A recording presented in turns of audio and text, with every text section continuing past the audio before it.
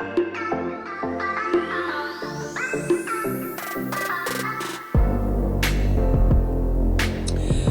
afternoon, Stitchroadie. It's really me. It is. I know I look different. Look at my hair. Isn't that adorable? If I do say so myself. I came back from the camping trip and I don't know. I'm sure many of you that have traveled, whether it be camping or on a trip, and you don't have all your stuff with you, you know, the stuff that makes you look a little younger or look a little different or more put together. You get home and you look in the mirror and the chin hair is almost an inch long. Yeah, I'm beginning to think that I need to have a magnified mirror in the van in Penny. But I came home and I just was shocked at the person looking back at me, and I said, you know, I think I'm gonna cut my hair. And I said, I think I'm not gonna just cut it. I'll have it styled a little bit. And so I made an appointment with the gal that I went to last time, and I told her that I wanted it layered a little bit, but long enough that I could put it up in a ponytail. And so she did that, and it was shocking to me. I thought that when I cut my hair shorter, I would look even more gray, but actually she said it looks darker than it did, because I don't color my hair. And so, you know, she says, actually, the gray that you have is like people try to put those highlights in. They pay money for it. And then she taught me how to use a curling iron, because my hair is basically, well, my entire life it was bored straight. But as I've aged, there are parts of it that have gotten kinky. And so she taught me how to use a curling iron in a new way. New to me anyway. So she put a curling iron to it. She put some layers in it, but kept it the length there because I want to sometimes put it on top of my head or in a ponytail or in a ball cap or something. And I didn't want bangs. So I kind of like it. What do you think? It's got a little spring to it. So that's what I did this morning. This is the anniversary month of Stitchroadies. And I just want to take this moment to thank you all for hanging out with me, for helping me navigate the pandemic, enabling, being kind. I just want to say thank you.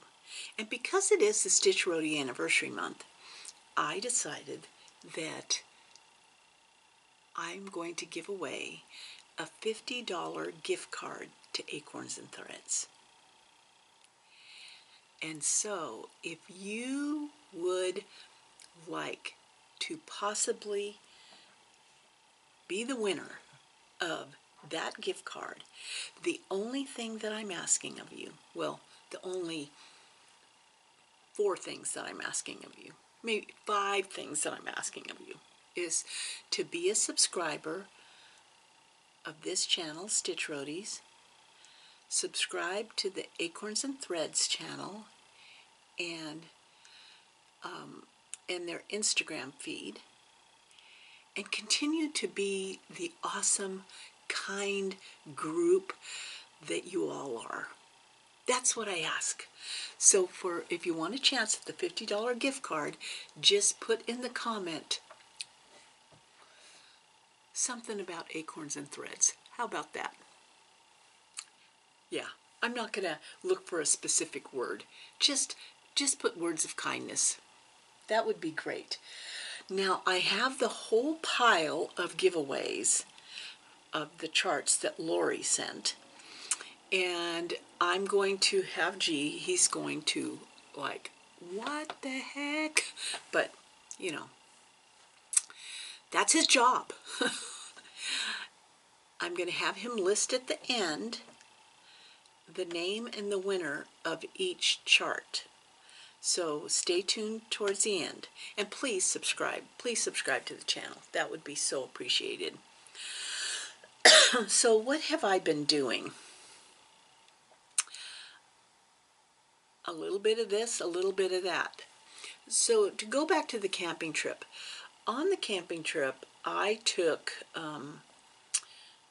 3 cross-stitch projects and 1 wool stitching project. It's all handwork. It's a little bit harder to take a sewing machine in the van, and I have to be really motivated. And for a 3-day camping trip that I'm not going to be able to be outside for any length of time because it was a freaking 100 degrees, I decided not to take a sewing machine. So it was cross stitch and wool stitching. What happened though is, in my fever of packing, I forgot the threads for one project. I can't tell you, doesn't that just drive you crazy? So on the that quarter shop stitch along that I'm doing, which is You Are the Boss, and I am here to tell you, this is the funnest stitch I have stitched in a while. In terms of not fun like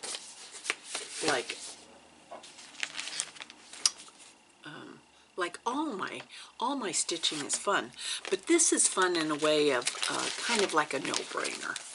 It's a no-brainer, and it's satisfying in the way a Quaker is satisfying. If you've ever done a Quaker stitch, you know what I mean. They have little motifs that are kind of look like a finished design, and so when you finish one of those motifs, you feel like you got to finish. Yeah. But I forgot the thread. I couldn't believe I forgot the thread. I tell you, sometimes the brain isn't firing on all cylinders these days. But here is where I am at. I just love it. And I'm kind of thinking, I want this to go on a project bag. So I'm kind of thinking, instead of putting You Are the Boss of Your Quilt, of your own quilt, I might put, I was going to put something snarky in there, but then I thought I might just put Stitchroadies in the center. So I still have to come across with 3 more blocks and then finish the stitching. But you see what I'm talking about? When you get one square done, you feel so accomplished. So accomplished. And although these aren't my traditional colors, I have enjoyed every bit of this stitch. This is a stitch so fun. I did have a finish while camping. And this is my Cory bag. A little 5x7 bag. I love this for small projects. And so this is the other project I took. And that is the Scarlet House Pumpkin Spice Everything. And I finished that. So I'm just going to be making that into a little bowl filler pillow. So a fall project already done. A fall project already done.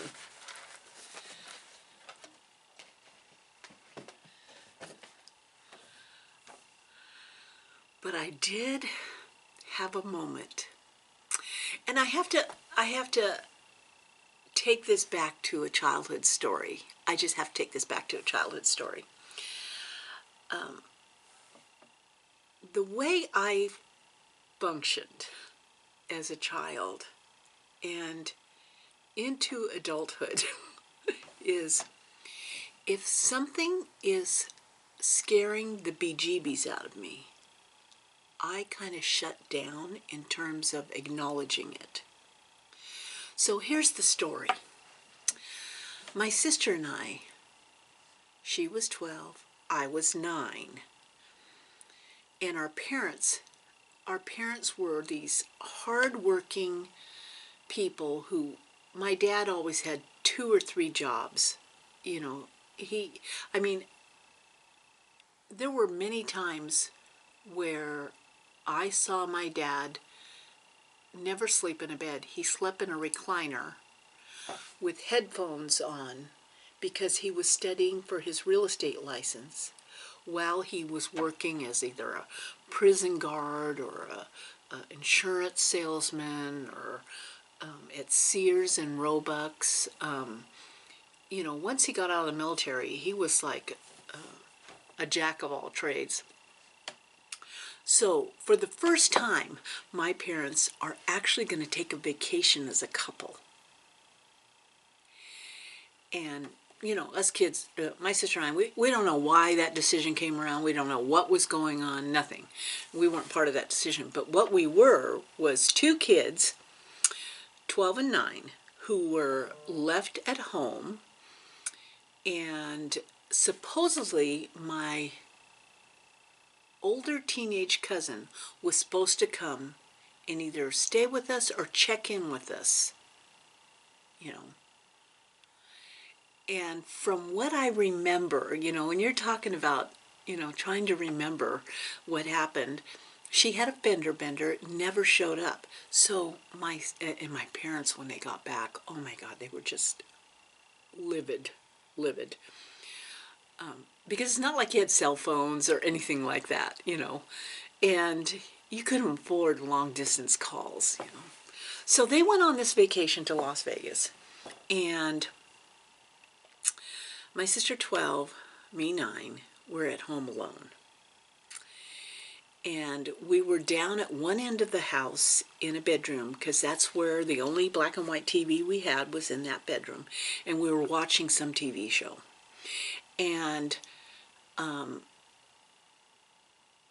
I heard a sound.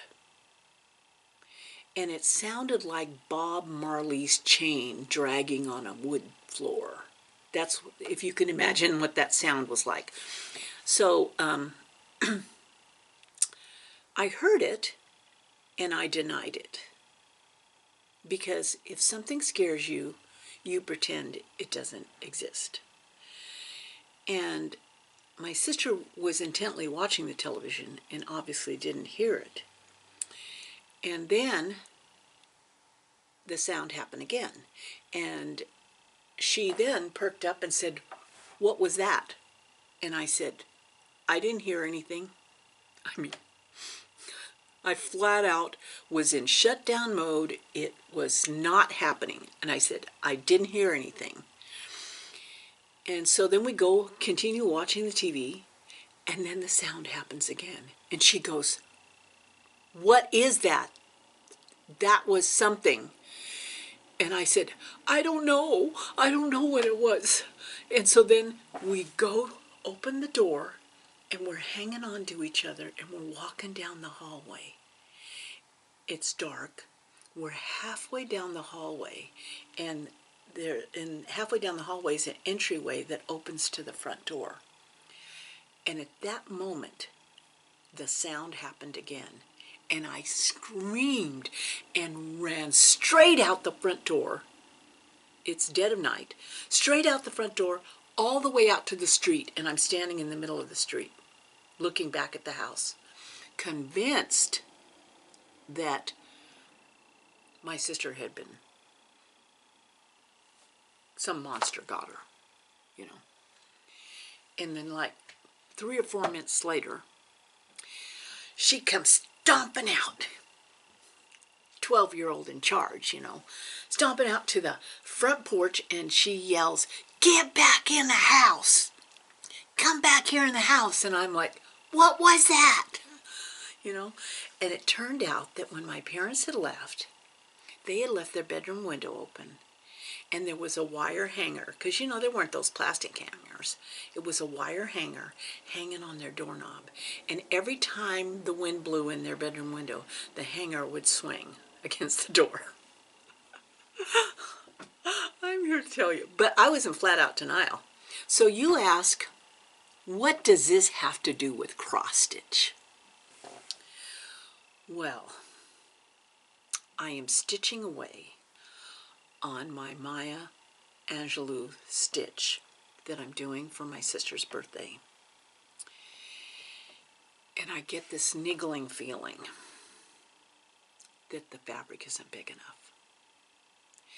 Now, I'm quite proud of this project because this is the very first project that I actually did not use the called for fabric or the called for floss. I had a piece of fabric from Stitchville, USA, when I was visiting a friend out in Minnesota, and I loved the color of that fabric so much. And I know I checked the size. I went to Yarn Tree, fabric calculation, doohickey, whatever it was, and I put it all in. But I must have done something wrong. And it was the first project that I didn't use the call for floss because the fabric was so pretty that I decided to choose entirely different floss and entirely different colors. So I was, you know, I'm patting myself on the back. Boy, you're brave. But as I'm stitching while we're camping, I have this niggling feeling the fabric isn't big enough. And I ignored it and I kept stitching. So as you can see from this line, I had stitched, if you saw before, I stitched the whole top border, and then I was down on the second line of the script when I started to have this feeling. And then I ignored it because things that scare me, I ignore. But by the time I got to the third line, my brain was going, oh no, oh no. And so then I started counting down, trying to count like 80 holes. You know how that is, no counting pins. And I just knew I had done something. We have a problem, Houston. And so I turned to G, who's reading, and I said, I don't think my fabric is big enough. Now, this is funny that I would turn to him because he knows nothing about cross stitch. And, but he is an artist, so I don't, and he is G, so I turned to him and I said, I think my fabric's not big enough. And he says, what do you mean? Yeah, what does that mean? And so I showed him this picture, and I showed him my stitch, and I said, look, and he goes, it's not big enough. And I said, I don't want to start it over. I'm so far into it. I won't get it done by her birthday. And he goes, why would you start it over? And I said, because it's not going to fit. I said, you know, traditionally, and I'm starting to sound like a Miss Know-It-all, traditionally, a lot of cross-stitch patterns are mirrored. So what's on the top is on the bottom. And he goes, why? And I said, well, I don't know. I just know this is not going to fit. And he goes, why does it have to be mirrored? Nothing in nature is mirrored like that. Nothing. Nothing in nature is exactly the same. So why would you do that? And I said, so then this light bulb goes on. So you think maybe I could do something different? And he goes, yeah. And then it takes me back to how, having been raised for several years in the Catholic tradition, when we got married, he told me anytime I was decorating the house or something, he would go, oh, the Catholic's coming out. Because Catholic, statue on this side, statue on this side. Same number of pews on this side, same number of pews on that side. Nothing, everything kind of is symmetrical. And he goes, I don't even like it when it's like that. Why don't you just do something different on the bottom? And I said, okay, I'll do that. So as you can see, there's the pattern. And here's mine. Yeah. So by the time I was stitching the second line, I was starting to have oh no moments. But I kept stitching because I was denying it until I got down to there and I realized there was no longer any way I could deny it. It was no longer any way.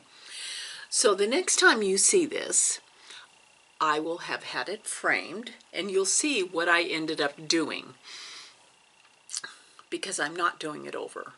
And I love this fabric. I mean, look, it's, I don't know if it's going to come across, but it's this very beautiful green, light green.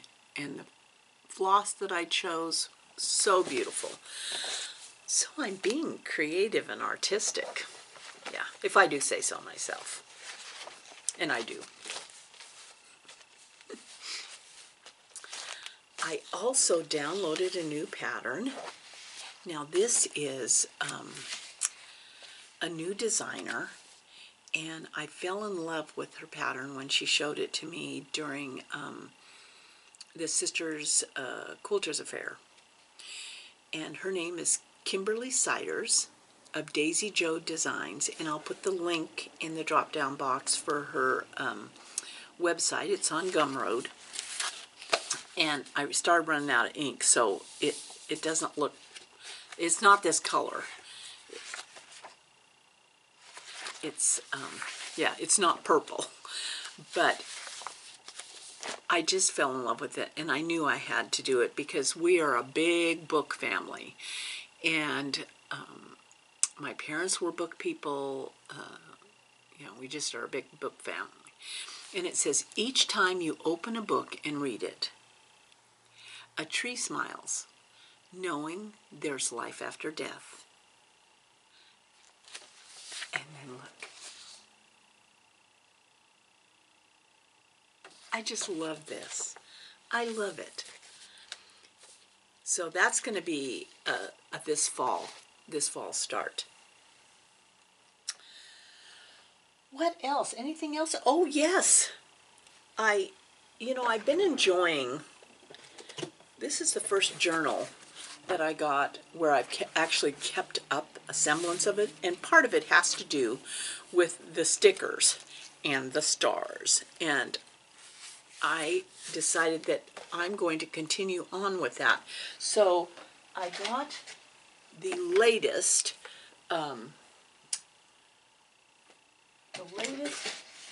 this is the latest one.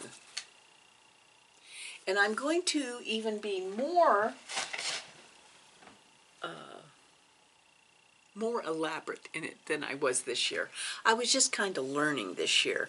But when I saw Linda, who is AKA Van Mom, her journal and how she had decorated it, I thought, I want to learn how to do that. And so she is going to be also setting up a Patreon site where you can learn all of her crafty knowledge. So that's coming down the pike. And those stars have made a huge difference. Not only because, you know, every so often I get to give myself a gold star, but when I look back, you know, when you have those moments like, I have too much stuff, I'm not getting enough stuff done, blah, blah, blah, blah, blah, I can actually look back and say, wow, look at what you've done. Look at what you've accomplished this year. And that's what we want. We want a little bit of encouragement, you know. And so I'm going to be doing a journal, and those journals will be available here shortly on the Fat Quarter Shop. And you can sticker them and decorate them up and use them in any way that appeals to your brain.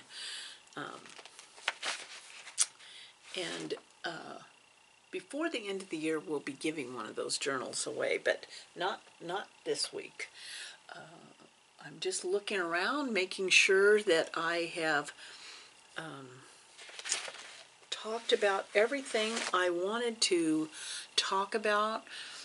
September, we have Stitch Summit coming up here in the Pacific Northwest. It's being held at the Embassy Suites Hotel on the other side of the river. I cannot wait. I cannot wait for that. It will be only the second time I've been to a cross-stitch workshop retreat, and I enjoyed the first one, and that was, I mean, my mouth was open. There were so many fabulous floss tubers there, and so much energy, and so I'm ready for that. I'm ready for that. And Stitching with the Sisterlies is a floss tube also. You've got to see them, those sisters. But we're rooming together. Yes I am. It's gonna be a party, let me tell you. I hope that I have covered everything that I wanted to cover. I'm looking around, making sure that I haven't forgotten anything. Oh, one more thing. Hashtag Leanne's Legacy. If you go on to Lost in Floss, this Wednesday, August 24th, is the start of the hashtag Leanne's Legacy. And I already know what I'm going to stitch. And it's actually charts that I won from Lost in Floss. And so I can't wait to stitch with Barb. It's going to be a heartfelt acknowledgement of a very sweet soul that the cross-stitch community lost. Yeah. So if you'd like to do that hashtag Leanne's Legacy, check out Lost in Floss, and don't forget those the hashtag that I have going. It is hashtag Love Your Stitch Sal, and I'll put that hashtag down there. And it's my redemption to not keeping up on any Sals, but having a place to share the variety of things one is working on. So please check that out and post your pictures to hashtag Love My Stitch Sal. Okay, we'll see you next time. You take care, and thank you. And don't forget, $50 gift card to Acorns and Threads. I know. Oh, it's going to be so fun. Talk to you later. Love you guys, and thank you for hanging out.